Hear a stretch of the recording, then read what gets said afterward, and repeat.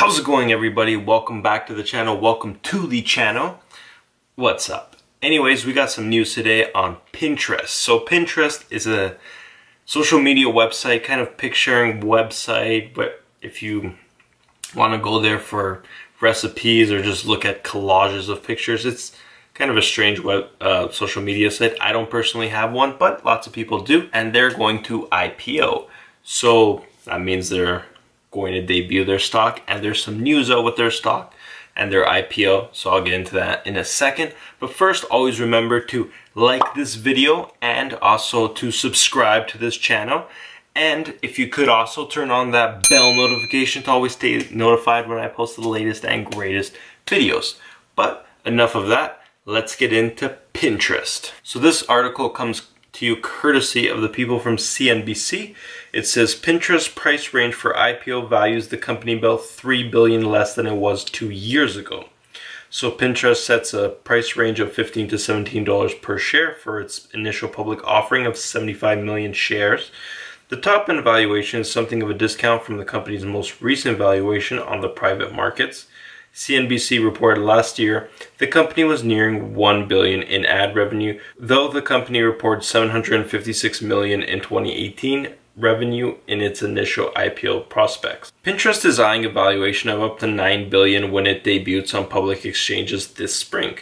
That's something of a discount from the company's most recent valuation on the private markets, but nonetheless keeps Pinterest in the same neighborhood as other major tech companies with plans for an initial public offering this year. The image-sharing social network said in a regulatory filing Monday it plans to sell 75 million shares at $15 to $17 per share, at the upper end of its target range.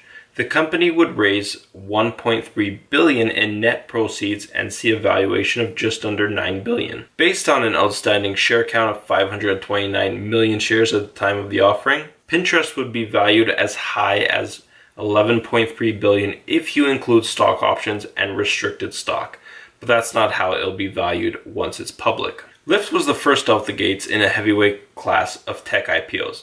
The company raised $2.3 billion in its offering, but has seen a rocky start to trading. Uber, Slack, and Postmates have all filed IPO plans for this year. Pinterest was valued at $12 billion in its last fundraising round in 2017. CNBC reported last year the company was nearing $1 billion in ad revenue. The company reported $756 million in 2018 revenue in its IPO prospects. Revenue grew 60% year over year, wow, but still made for a net loss of $63 million.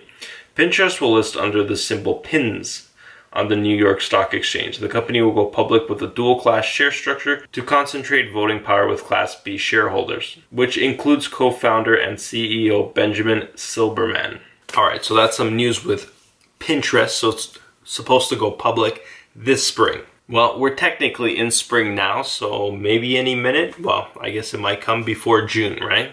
Or before June 21st, which is summer. Guess we're gonna have to wait and see on that one. But something interesting is, I was also reading in another article that the reason that Pinterest is having to downgrade their price is also because of Lyft. So Lyft's IPO went relatively well on the first day. They shot way above the about $72 they were expected to do and opened like about $15 above that. Pretty staggering, right? It then continued to trade pretty high, but then traded downward and is right around that $70 mark today.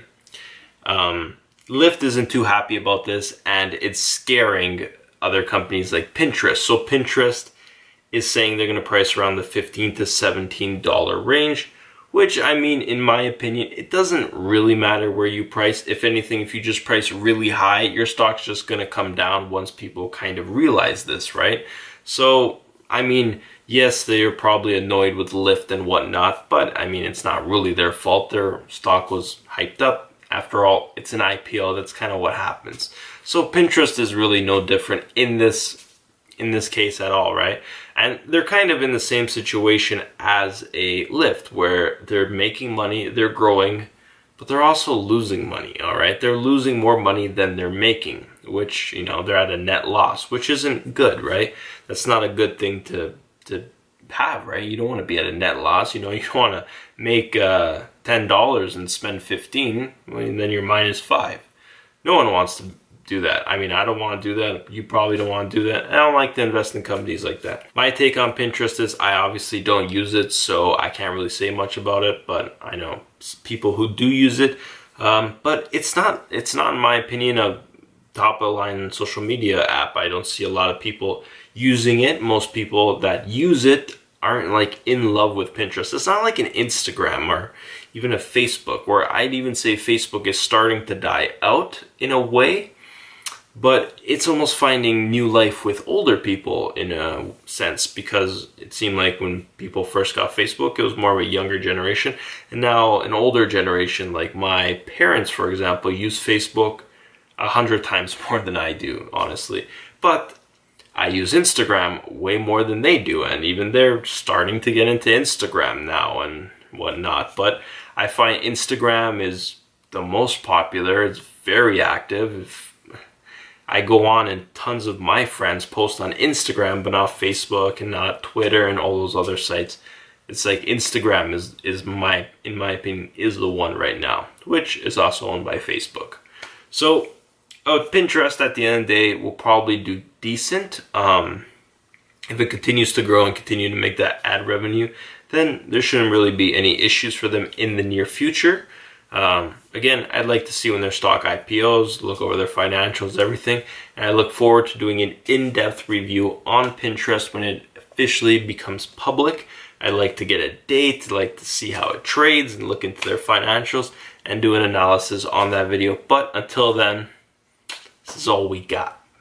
Anyways, hope you enjoyed this video. It's just a quick short video talking about Pinterest and some news with them. If you enjoyed this video, if you didn't enjoy this video, if you got any suggestions for me, anything at all, any type of video suggestions, video ideas, if you want to just ask me a question, shout it out down in that comment section.